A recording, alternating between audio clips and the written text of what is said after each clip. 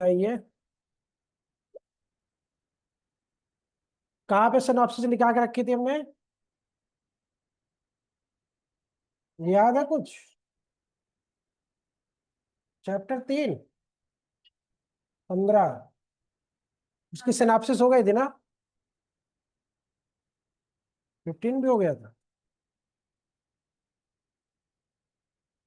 हो गया था पूरा 15। Special crime.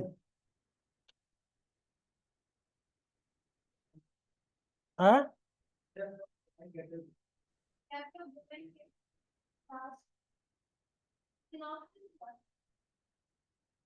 सिनॉप्सिस हुआ था ना पहले।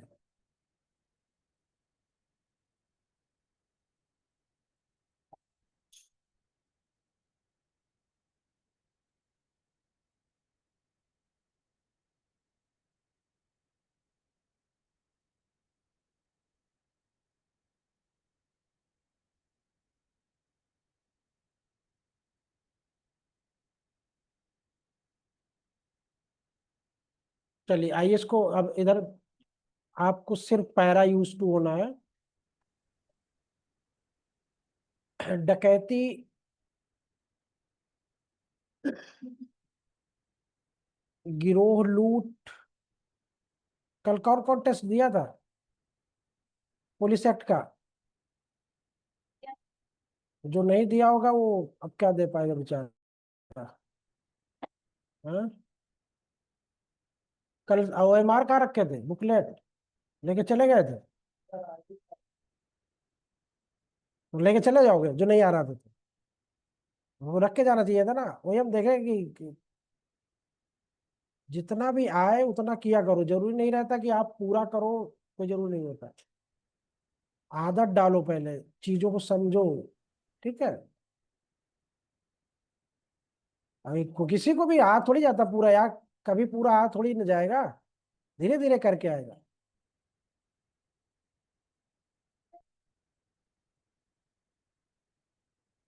पेपर नहीं मिलेगा। हाँ, चलिए। पैरा 174। पैरा 174।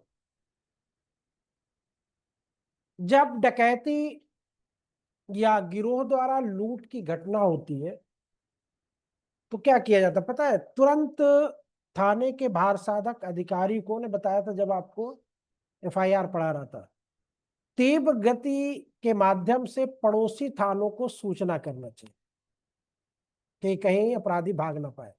सबसे पहला स्टेप। और उस दिशा में जिसमें अपराधियों का जाना संभावित हो। अब ये कैसे पता चलेगा कि कौन सी दिशा में जा रहे हैं? तो ये पता चल जाता है ना उस गांव की जोग्राफिकल सिचुएशन से कि किधर भाग सकते हैं। तो चोर जो होते हैं वो गांव चोरी करने के बाद गांव की तरफ तो नहीं जाएंगे ना, अपोजिट दिशा में जाएंगे जिधर गांव नहीं होंगे। तो ऐसी जगहों पे वो भागेंगे जहां पे संभावित हो कि वहां पे वो भाग के जा सकते। नहरों, घाटों, रेल पुलों, सरायों, स्टेशनों और अन्य स्थानों को तलाशने के लिए पुलिस को लगाया जाए।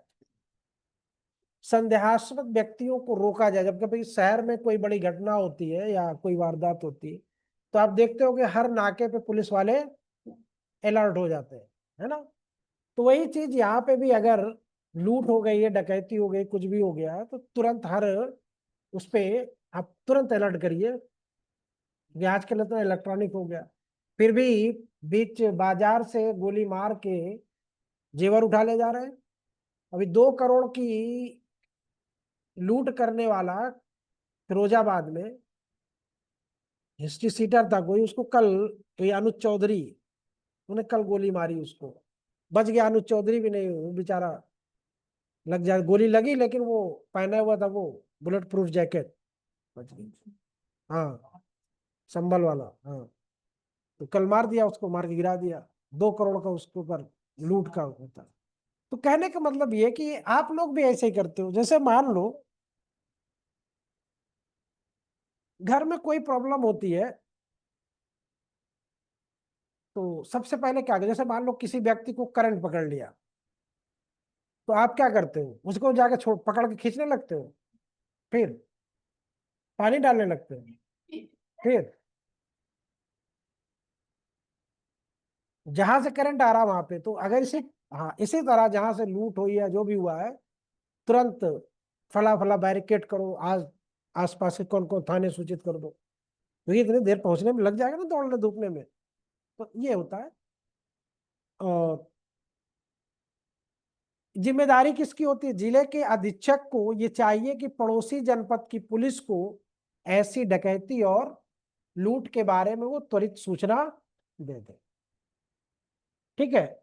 और अगर मान लो उन अपराधियों का कोई रोल है, डिस्क्रिप्टिव रोल है, मतलब कि उनका कोई विवरण है, तो उसको भी हर थानों में भेज देना चाहिए। जैसे स्केच वगैरह नहीं होता है कि ये व्यक्ति है फरार हुआ जिसने गोली मारी है।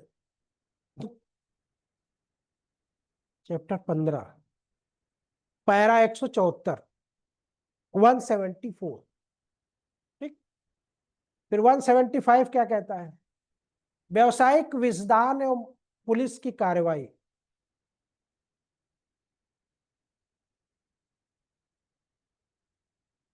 इसका क्या मतलब होता है,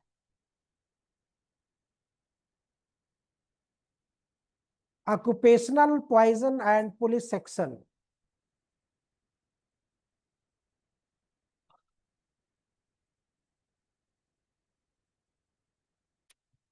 अभी आपने सुना होगा कि महाराष्ट्र में, नागपुर में, एमपी में कुछ बच्चे सिरप पीने से मर गए, पढ़ा है ना। तो इसमें पुलिस का ये कर्तव्य होता है कि वो पैरा 175 के अनुसार पुलिस अधीक्षक और थाने के भारसादा अधिकारी को उस स्थान की निगरानी करनी चाहिए। कुछ लोग नशीली शराब पी के मर जाते हैं, है ना। सूचना एकत्र करनी चाहिए और उसे अपने विवेकानुसार प्रयोग करना चाहिए। और जो भी उसमें भी डिस्क्रिप्टिव रोल वगैरह जो भी चीजें मिलती है उनका हुलिया पूरा सेफ करना चाहिए, सुरक्षित करना चाहिए। और चाहे अनाज विक्रेता हो, चाहे दारू विक्रेता हो ना, कभी कभी खाने से भी पॉइजनिंग हो जाती है। तो ये प्रोफेशनल जो इसको बोला जाता है ना, ऑक्यूपेशनल पॉइजन, जहर खोया खाने से हो गया, खाना खाने से हो गया, तो ये होता रहता है, इसमें कोई वो नहीं होता। तो उसकी तुरंत जांच करानी चाहिए और पुलिस और अधीक्षक को वहां पे पहुंच के सारी चीजों को अपने कब्जे में ले लेना चाहिए। फिर व्यापारण और तत्कालिक कार्रवाई, किडनैपिंग एंड सडन एक्शन, 176। अब ये पूरा आपका, पहले तो ये बताओ एबडक्शन बीएनएस में कहा गया, किडनैपिंग, उल्टा बोल रहे हो।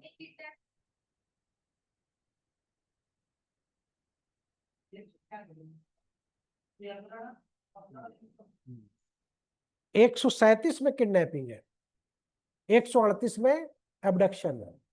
ठीक है। तो अब इसमें उम्र का पहले तकाजा था, 14 साल की लड़की हो, 16 साल का लड़का हो, ये पैरा की बात है। अब तो इसको बराबर कर दिया गया, कोई मतलब ही नहीं, 18 साल कर दिया गया है ना। तो इसमें वही पुलिस वाले जो, तो इस संबंध में पुलिस वाले क्या करेंगे बेचारे, पुलिस वालों की उनका रोल देखना है हमको। तो वो उसमें भी यानी जितने भी अपराध होंगे पड़ोसी जनपद को पहले सूचना दिया जाए। और अगर अवयस्क है तो उसका कोई विवरण होगा, कोई फोटो होगा, कुछ भी होगा, नाम होगा कुछ, तो वो सब चीज उसको प्रोवाइड करा दी जाएगी पड़ोसी थानों को और अपने थानों को। ग्राम पुलिस के सिपाहियों को आवश्यक निर्देश दिए जाएंगे, जो विलेज पुलिस होगा, कि वे किसी अवयस्क के गायब होने या उसके आगमन की सूचना देंगे। तो गांव के लोगों को, कि आपके गांव में अगर कोई बच्चा आता है या कुछ भी आता है, या ऐसी कोई आपको सूचना मिलती है या इंफॉर्मेशन मिलती है, तो आप तुरंत इन्फॉर्म करिएगा। क्योंकि पुलिस, ग्राम पुलिस भी होती है, ग्राम चौकीदार भी होता है ना।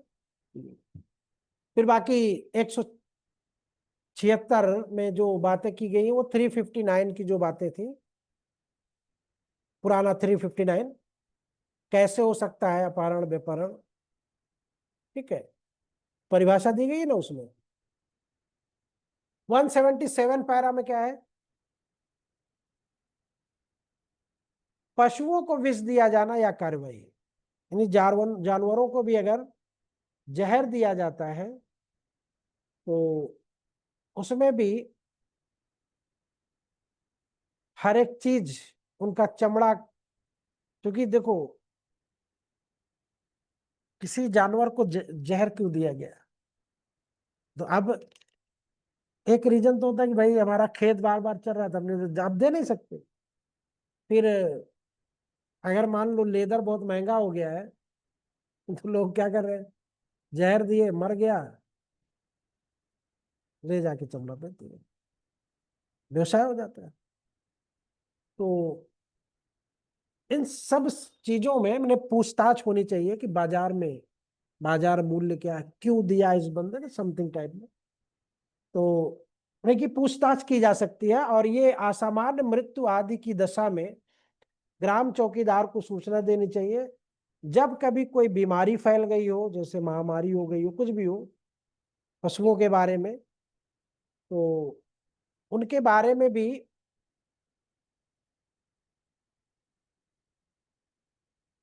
क्योंकि अब महामारी आई हुई है तो जो चमड़े का व्यापार करते हैं उनको भी एक्टिव कर देना चाहिए।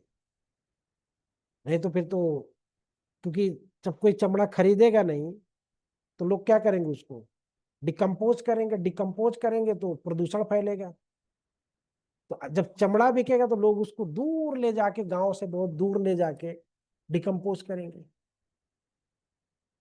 तो हर एक अपराध के पीछे, हर एक काम के पीछे आर्थिक लाभ जो होता है वो बहुत बड़ा रोल प्ले करता है। अब यहीं पे देख लो आप कि अगर चमड़े का कोई मूल्य नहीं है तो कोई उसको छुएगा नहीं। फिर जेसीबी बुलाइए, खुदवाइए, फिर उसमें डलवाइए, तमाम तरह के। अब महामारी आई हुई है तो महामारी में एक दो तो मरेंगे नहीं, सैकड़ों की तादाद में मरेंगे जानवर।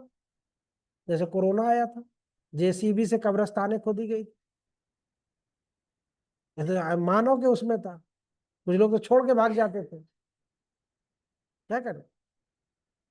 शमशान घाटों पे क्या होता था, ले जाते लोग छोड़ के भाग आते थे, ले जाओ अपने जलाओ जुलाओ, बना काम खत्म। अब आर्थिक लाभ है उससे चमड़े के पीछे, तो लोग कहेंगे अच्छा जितनी इकट्ठा हो जाए उतना कर लो, पहले तो ले जाओ लगा दो सब, यहाँ इकट्ठा करवा लो, ये छीलेंगे बैठ के, निकालेंगे चमड़े उसके, है ना। तो आर्थिक लाभ जब होता है तो अब उसका व्यापार होता है, तो उन लोगों को भी बता दिया जाता है कि देखिए ये महामारी आई हुई है और इसका आप लेदर खरीदते हो तो आप इसका अपना मैनेज करना, समाज पे इसका असर नहीं होना चाहिए, ठीक है।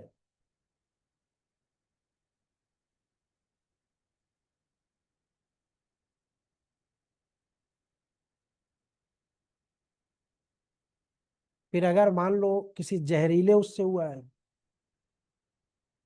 तो ऐसे जानवरों को जमींदारों से कहा जाता था कि साहब आप इसको क्या करिए कि इसको डिकम्पोज करा दीजिए, क्यों, दफनवा दीजिए। अगर खुले में आप छोड़ेंगे, जानवर कुत्ते जो भी है, चील, उसका सेवन करेंगे और फिर वो उससे हो सकता है कि उसका जहर उनके ऊपर चला जाए, मर भी सकते हैं। तो नेचुरल में जो गिद्ध का नाम सुना है आप लोगों ने, अब नहीं दिखाई देते हैं, बहुत कम हो। क्यों कम हो गए, क्यों कम हुए पता है,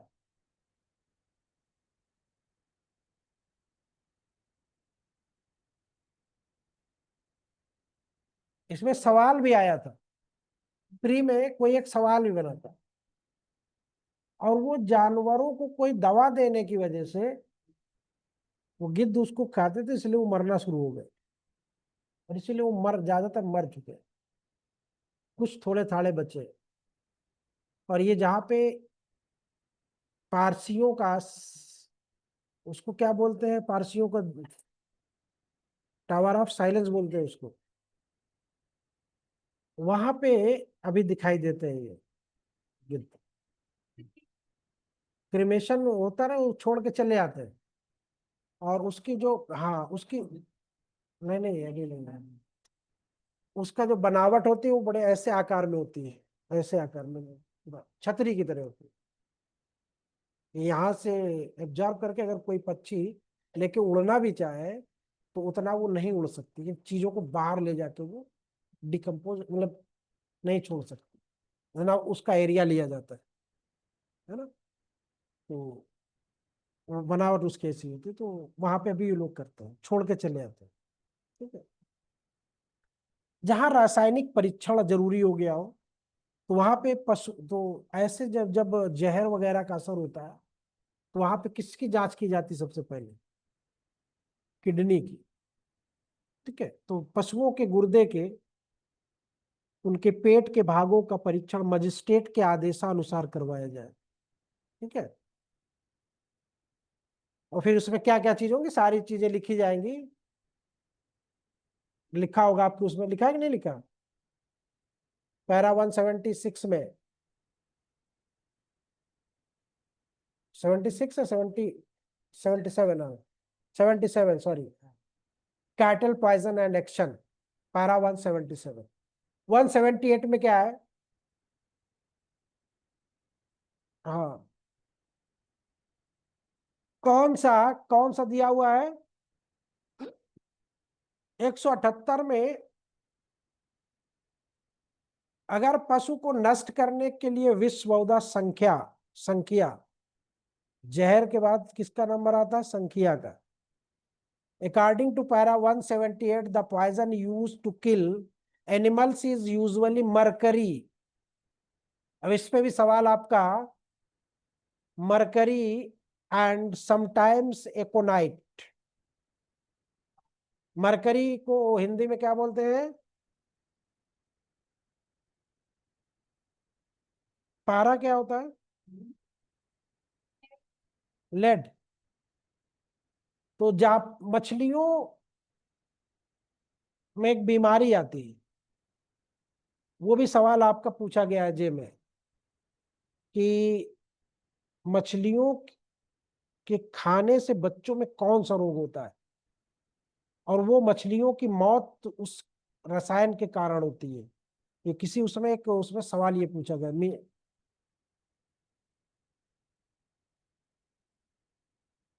याद नहीं आ रहा रसायन का नाम मुझको, वो समुद्रों में या तालाबों में या जो जहां पे मछलियां पाई जाती हैं उनमें होने के कारण हुआ। तो यहाँ पे अगर मरकरी जानवरों को खिला दिया गया या एकोनाइट खिला दिया गया, उससे अगर जानवरों की मौत हो गई है तो किस तरीके से किया गया है, घास में मिलाया गया है कि आटे में मिलाया गया है कि चने में, डंठल, कैसे उसको विष देने का रूप क्या था। ठीक है, धतूरा अफीम आदि भी इसमें शामिल है। तरीकों का पता लगाना है कि किस तरीके से जानवर को विष दिया गया है। ठीक है, बात समझ गए कि नहीं समझ गए, जानवरों को जो लोग मारते हैं जहर दे के, कुछ ना कुछ तरीका होगा ना, ऐसे तो नहीं हो जाता मर जाता। चारे में दिए कि आटे में दिए, भूसे में दिए, है ना, कि उसको भाई इंजेक्शन दे दिए, लोहे की राड से कोच के दे दिए, तब समझ लेते हैं। फिर गोजाति पशुओं की चोरी और कार्रवाई, गोजाति, धारा 179 में पशु चोरी की रिपोर्ट लिखने की प्रक्रिया दी गई है, और पशु चोरी की रिपोर्ट लिखकर उसका भी अन्वेषण किया जाएगा, इन्वेस्टिगेशन उसका भी होगा। The procedure for reporting cattle theft it outline in para 179, a report of cattle theft should be filed and investigated. सीधी सी बात है। 180 में क्या है कि पशुओं की चोरी संबंधी हर प्रकार में यथोचित रूप में अन्वेषण किया जाना चाहिए, भले ही चोरी किए गए पशु का मूल्य कुछ भी ना हो, चुराए गए पशु का स्वामी भले ही उक्त संदर्भ में अन्वेषण की इच्छा ना व्यक्त करे, ठीक है, तो भी आपको अपनी प्रक्रिया, every case of theft of cattle should be properly investigated, even if the value of the stolen cattle is nothing, and even if the owner of the stolen cattle does not wish for investigation in the said context. नहीं चाहता है वो मालिक, लेकिन फिर भी आपकी जिम्मेदारी है कि आप उसको करिए। 181, थाने के बाहर साधक अधिकारी का ये कर्तव्य होगा कि वो चोरी किए गए पशु के विषय में शीघ्र ही रिपोर्ट पड़ोसी थाने को विवरणात्मक डिस्क्रिप्टिव रोल के साथ प्रेषित कर दे। कांजी हाउस के रखवालों को यदि कोई हो तो आवारा जानवरों के रिपोर्ट की सूचना, ये सारी सामान्य बातें हैं जो चोरी के संदर्भ में होती हैं। कांजी हाउस जान रहे हो ना सब लोग, जहां पे आवारा पशुओं को रखा जाता है और उन पर कुछ चार्ज भी लिया जाता है, फ्री में नहीं रखा जाएगा। ठीक है, अब इसके बाद 181 का सब क्लास 3, 4 और सब पढ़ लेना। 184 आइए इसमें, 184, the state that the constable from each neighboring police station should be present at important animals fair and market to monitor animal sell। ये इसलिए होता है कि ऊपर हमने चोरी किया तो क्या करेंगे, ले जाके बेचेंगे। तो यहाँ पे ड्यूटी ये दी गई है कि वो कसाईयों पे, क्रेता विक्रेता पर, ठीक है, सबके ऊपर क्या करेगा, नजर रखेगा, कौन खरीद रहा है कौन बेच रहा है, तो पता चल जाता है ना कि चोरी क्या है कैसे कहाँ से हो। ठीक, तो suspicious matters, they should examine the character and honesty of animal traders, butchers जो कसाई होते हैं, and other buyers and seller. They should have a list of animal stolen from the police station during the previous 6 months। ठीक है, constable duty to trace the sale of stolen, ये किसकी duty होगी, उस कांस्टेबल की duty होगी। ठीक है, इसमें ये होगा। आइए chapter 16, criminal tribes, foreigner and vagrant। vagrant खाना बदोश, फॉरेनर विदेशी, ट्राइब्स जनजाति। इनका अपने देश में कुछ जनजातियां ऐसी हैं जो मूवमेंट की दशा में रहती है, जिनको कुछ बंदिया बोला जाता है, और कुछ जातियां हैं जो घूमती रहती है, जिस लोहा बनाने वाले होते हैं। हाँ हाँ, लोहा वगैरह बना पीटते रहते हैं ना सड़क किनारे, बंजारे जिसको बोलते हैं। अभी होती तो बंजारे पे गाना सुना देती तुमको सौम्य। बंजारो, हाँ, बंजारन, तो ये घुमक्कड़ जातियां होती हैं, ये अपने व्यवसाय के हिसाब से शिफ्ट करते रहते हैं, है ना। पत्थर, इनको पत्थर का काम भी करते हैं ये लोग, है ना। तो ट्राइबल मैनुअल है, क्रिमिनल ट्राइबल मैनुअल 187 में संदिग्ध विदेशी जनों और विदेशी जन एशियाई आवारा के समूह का निपटारा, यानी ये कि कभी कभी बाहर के लोग भी आके हमारे आवारा लोगों में शामिल हो जाते हैं तो पता नहीं चलता, या वो अपने बीच में उसको समाहित कर लेते हैं, है ना, तो पता नहीं चलता। तो इन सब चीजों को देखने के लिए भारतीय राज्य या अन्य प्रांतों में जनपद की पुलिस या अदर जो प्रोटेक्टर होते हैं, यानी जो उसके इन्वेस्टिगेटर होते हैं, वो इन चीजों को देखते रहते हैं और अगर कोई ऐसा बंदा शामिल हो गया है, मिल गया है, तो उनको निर्वासित करने का जो राइट होता है वो जिला मजिस्ट्रेट को होता है। 187 देखिएगा। Foreigner officer rule provided for the disposal of suspected foreigner and group of foreigner Asian vagrants. Such groups are not transferable to the police or other escort of districts in other Indian state or province. Their deportation required an order from the district magistrate. 188 यूरोपीय आवारा संबंधी आदेशों हेतु आपराधिक अन्वेषण विभाग नियम संग्रह में उल्लेख करेगा। 189 189 इसको भी अब इसकी यूटिलिटी नहीं बची, समाप्त हो गया क्योंकि है नहीं अब। पहले ब्रिटिश लोग अपने हिसाब से उसको रखे थे। Petrol and pickets, patrolling and block, petrol and pickets, chapter 190 से 195।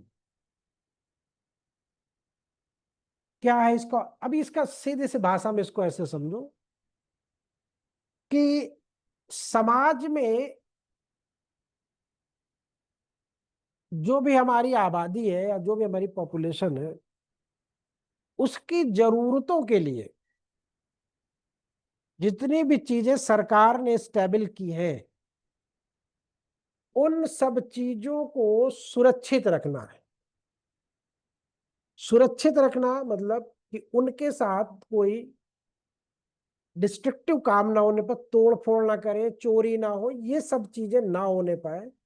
और अगर कहीं पे ऐसी कोई प्रॉब्लम आती है तो ये पुलिस वालों की जिम्मेदारी है कि वो संबंधित विभाग को उसकी सूचना दे।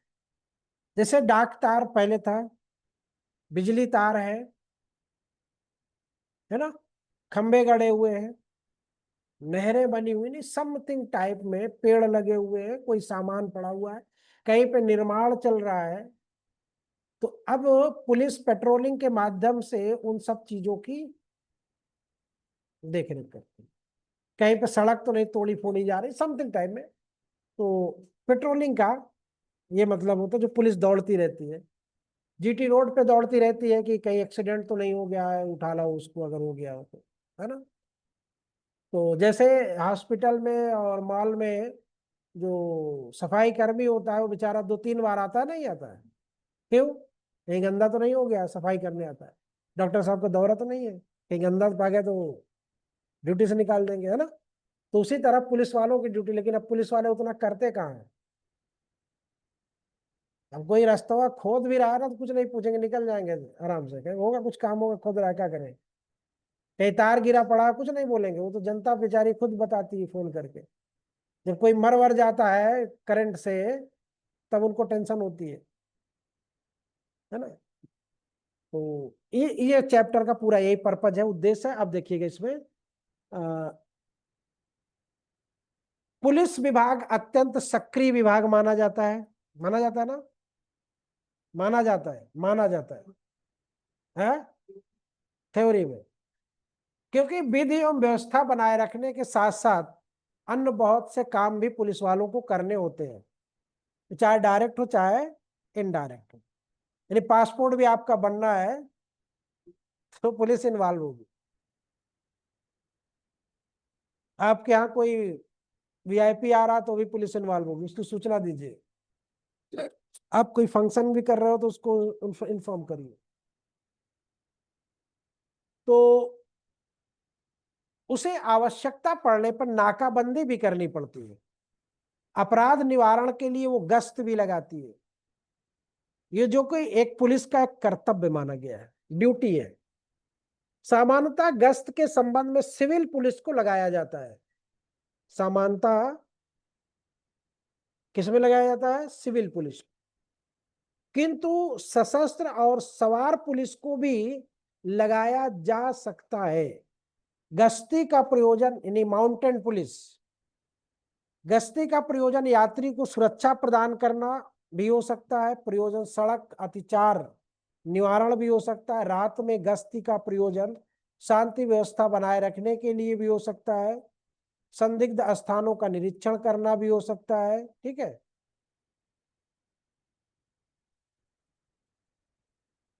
ठीक, ये अत्याधुनिक व्यवस्था में हमने इसको पेट्रोलिंग नाम दे दिया है। तो सवाल क्या था, एक सवाल आया था ना कल, क्लियर हो गया?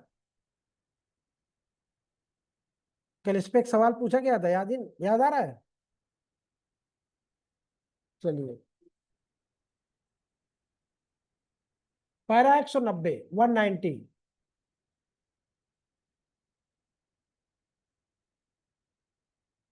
सड़कों पर गश्ती के नियम क्या होंगे? सड़क पर गश्ती के लिए सिविल पुलिस की ड्यूटी लगाई जाएगी, किंतु इस कार्य हेतु सशस्त्र और सवार पुलिस को भी लगाया जा सकता है।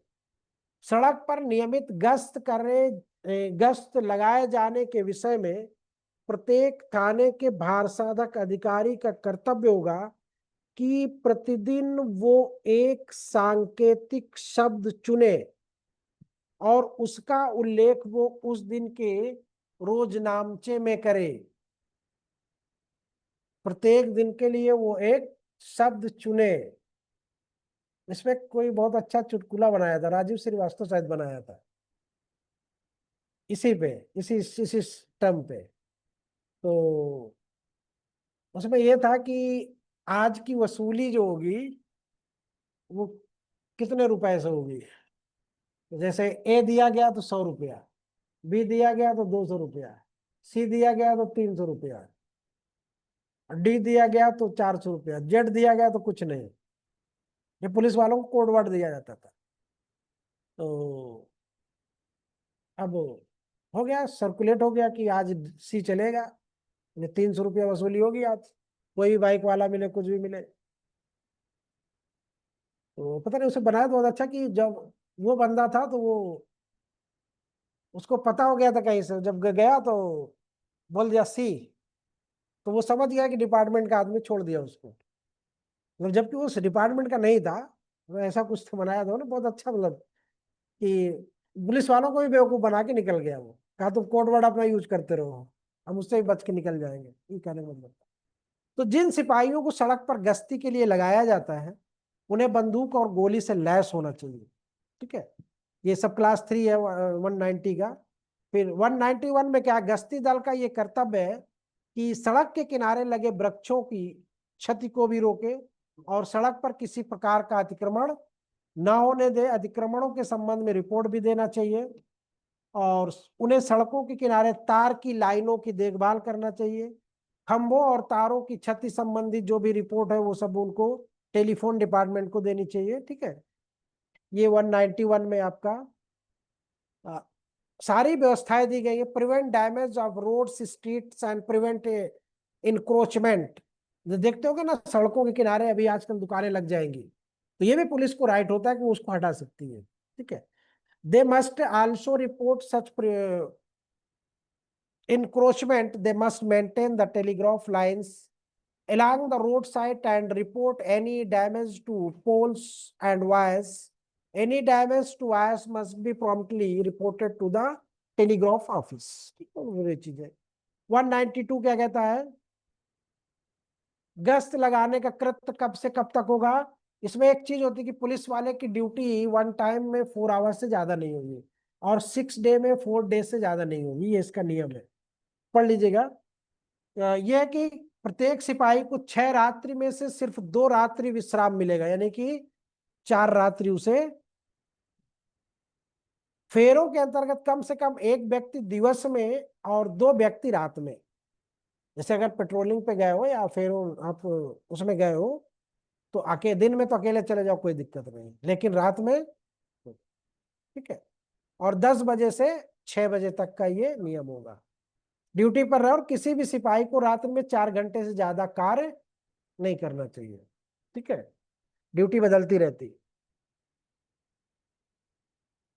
गश्त पर तैनात सिपाहियों को बुरे चरित्र वाले व्यक्तियों की निगरानी हेतु भी उत्तरदायी माना जाता है। ठीक है, कस्बों और नगरों में नाकाबंदी, अनुचित चाल चलन वाले व्यक्तियों के मकानों और उप मकानों तक के रास्तों की निगरानी हेतु रात्रि गश्त के पूरक विकल्प के रूप में कस्बों और नगरों में नाकाबंदी हेतु टुकड़ी ड्यूटी पर लगाई जाएगी। यानी जिस क्षेत्र में ज्यादा प्रॉब्लम होती है उस क्षेत्र में उसको लगा, सेंसिटिव एरियाज जो होते हैं वहां पे पुलिस की बराबर आवाजाही बनी रहेगी। ठीक है।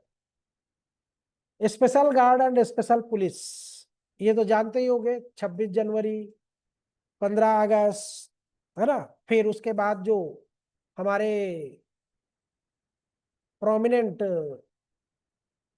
अथॉरिटी जो होती है, कमिश्नर है, डीएम है, मजिस्ट्रेट है ना, ये पॉलिटिकल और एडमिनिस्ट्रेटिव दोनों में, तो उनको सलूट मारने के लिए कितने कितने लोग दिए जाएंगे, ये सारी व्यवस्था यहाँ पे दी गई है। जज साहब को भी मिलती है, जूनियर डिवीजन में तो नहीं मिलती है। अगर सीनियर मतलब जरूरत हो तो आप ले सकते हो, मना नहीं है। आप बोलो कि हमको एक गार्ड दीजिए, 2 पुलिस दीजिए, दे देगा। ठीक है, लिख के देना पड़ता है। डिस्ट्रिक्ट जज को भी डिस्ट्रिक्ट जज प्रोवाइड करा देंगे।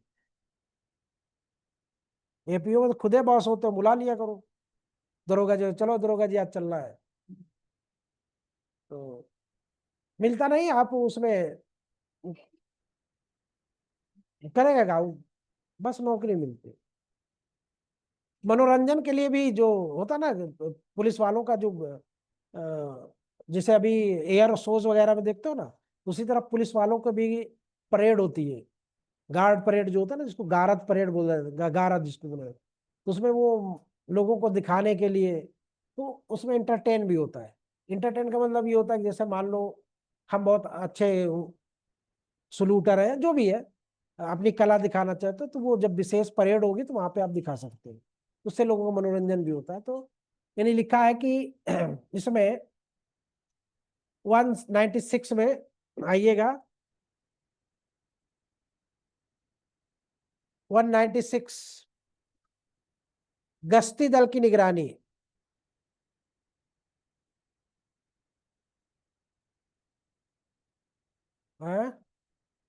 Instruction regarding guard and squad, 197। हर रात्रि को रिजर्व लाइन का गश्ती दल मुख्यालय के सभी गार्डों का निरीक्षण करेगा जिनकी प्रतिनियुक्ति लाइन में की गई है, परंतु उप महानिरीक्षक की स्वीकृति से पुलिस अधीक्षक ये निर्देश दे सकता है कि लाइन से दूर स्थित गारद का हर रात्रि के बजाय कभी कभी या अन्य अवसरों पर भ्रमण किया जाए। इस निरीक्षण दल का ये कर्तव्य होगा कि मार्ग में पड़ने वाले समस्त सार्वजनिक भवनों का वो निरीक्षण करे। पब्लिक बिल्डिंग्स, ऑफिस है, एजी ऑफिस है ना, या तहसील का मुख्यालय है, जो भी है, उनका वो निरीक्षण करे। अन्य विभाग को गारद प्रबंध, जब सरकार के अन्य विभाग द्वारा गारद हेतु निवेदन के साहब हमको आज 4 पुलिसकर्मी दीजिए, आज सलूट करवाना, हमारे यहाँ गारद करवानी, परेड करवानी है, तो ऐसी स्थिति में रिजर्व की पुलिस प्रदान की जाती है, जिनको बैठा खिलाया जाता है। विशेष पुलिस की संख्या का निर्धारण वो कौन करेगा, यही सवाल है आपका, पुलिस अधीक्षक करेगा। ठीक, यानी कि कितने बल आपको दिए जाए, कितने पुलिस वाले आपको भेजे जाए। विशेष पुलिस पर व्यय की बाबत पुलिस अधीक्षक महानिदेशक से निर्देश प्राप्त करेगा। व्यवसायिक संगठनों और सिंचाई विभाग के सिवाय 2 डिपार्टमेंट हैं, स्थानीय सरकार के किसी अन्य विभाग को प्रदान किए गए गारद हेतु कोई प्रभार नहीं लिया जाएगा। ठीक है, बात समझे कि नहीं समझे। 2 विभाग विचारे, व्यवसायिक संगठन और सिंचाई विभाग।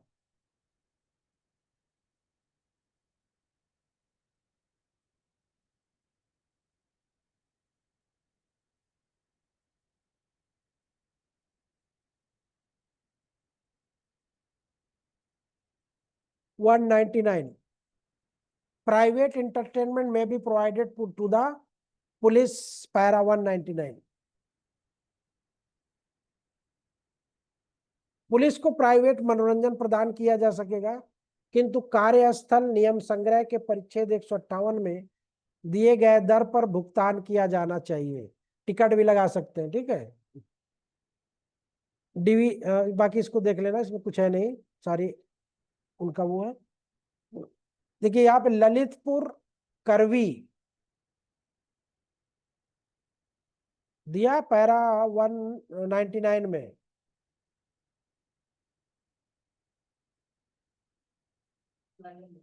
आ? नहीं लिखा है? क्यों नहीं लिखा है? 199 में। एक इलाहाबाद लखनऊ भी नहीं लिखा है? बैरक में नहीं लिखा है ना? पैरा 205 में देखो जरा।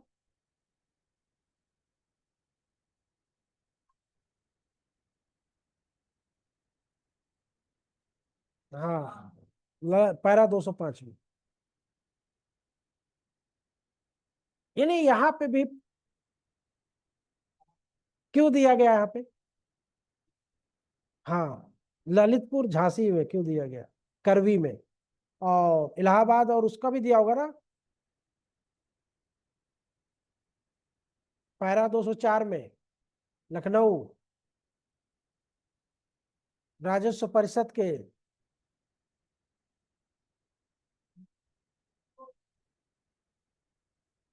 ठीक है, लेकिन इलाहाबाद और लखनऊ को छोड़कर अन्य स्थानों पर भी इसी प्रकार की गारद की सुविधा उस समय प्रदान कराई जाएगी जैसा आवश्यक। यहाँ पे एक हेड कांस्टेबल के साथ 3 लोगों को भेजा जाएगा, करवी में, झांसी में। हाँ, इसलिए कि सेंसिटिव थोड़ा सा, ये बीहड़ एरिया कहलाता था ना पहले, डाकुओं चोरों से, हाँ, लैस हुआ करता था, इसलिए यहाँ पे 3-4 लोगों को भेजा जाता। उड़ा देते थे, पूरी की पूरी चौकियां उड़ा देते थे, है ना। और इसमें कोई इंपॉर्टेंट तो नहीं बचा है।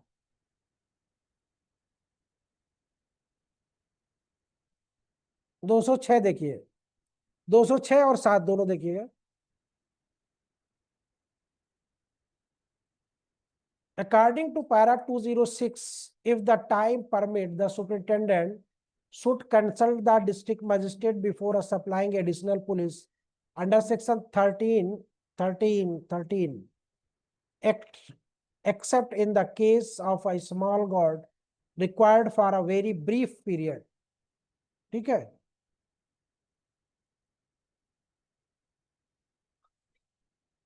फिर 207 बहुत संक्षिप्त अवधि के लिए पुलिस अधीक्षक डिस्ट्रिक्ट मजिस्ट्रेट से परामर्श करके विशेष पुलिस के रूप में रख सकती है। जब जिला मजिस्ट्रेट का ये राय होगी किसी क्षेत्र में उपद्रव की स्थिति उत्पन्न हो गई है, तो वो उस स्थान विशेष पर विशेष पुलिस की त्वरित रूप से अपेक्षा होती है, और इस बात का प्रस्ताव मंडलायुक्त और कमिश्नर जो होता है and inspector general of police IG, the proposal essentially content the following. क्या करेगा? बल की तैनाती करेगा, और नियोजित पुलिस बल की श्रेणी को भेजेगा, आनुषंगिक व्यय जो अनुमानित व्यय होगा उसको देना होगा, संबंधित क्षेत्र के निवासियों या निवासियों के वर्गों का व्यय या उनसे भुगतान, जो पहले हम लोग पढ़ चुके हैं। कहाँ पे पढ़ा था आप लोगों ने एक्ट में, कि जब पुलिस, स्पेशल पुलिस नियुक्त किया जाएगा किसी क्षेत्र में उपद्रव के दौरान, तो उसकी वसूली उस क्षेत्र के लोगों से, किस सेक्शन में है? 13 में, 13 में तो नियुक्ति है। 15 में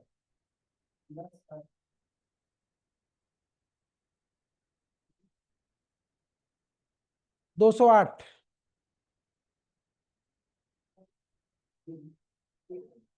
प्रमाण पत्र, 214 ये जो पुलिस वाले आते हैं ना प्रिजन वैन में, देखते हो ना उनके साथ 2 पुलिस पीछे बैठे रहते हैं ना, दवाल लिए, राइफल लिए हुए, पैरा 214 के अंतर्गत आते हैं। ठीक है, पैरा 214। 213 में रेल कोष का है ना। हाँ ठीक। चैप्टर 19 कल पढ़ेंगे हम लोग, फरार व्यक्ति, एब्सकॉन्डेड ऑफेंडर। 19 खत्म हो गए। हाँ अभी खत्म है, अभी इस इधर खत्म है। खत्म है, अब पढ़ लेना बस इसमें, मतलब 2-3 चैप्टर कल पढ़ा दें, कल खत्म हो गया। कल खत्म करा के इसको जहां जहां सवाल बनने की संभावना वहां पे लिखा देंगे, वन लाइनर करा देंगे बस।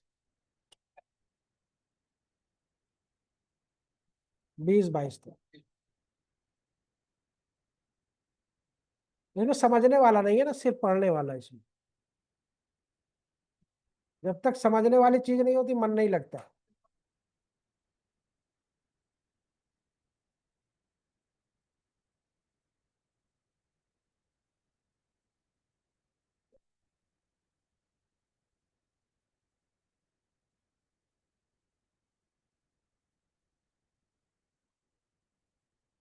तो दीपक,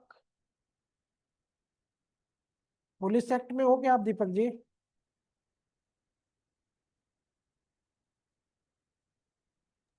और यस वीवो, सर। वीवो कौन है वीवो?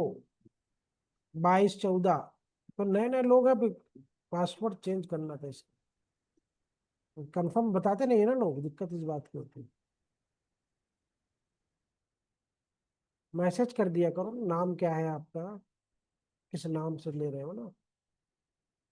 पासवर्ड चेंज होगा सबको दिक्कत होगी। ठीक, इसको यहीं तक रखिए, अभी साइंस वाले सर आ रहे हैं, साइंस ले रहे हैं।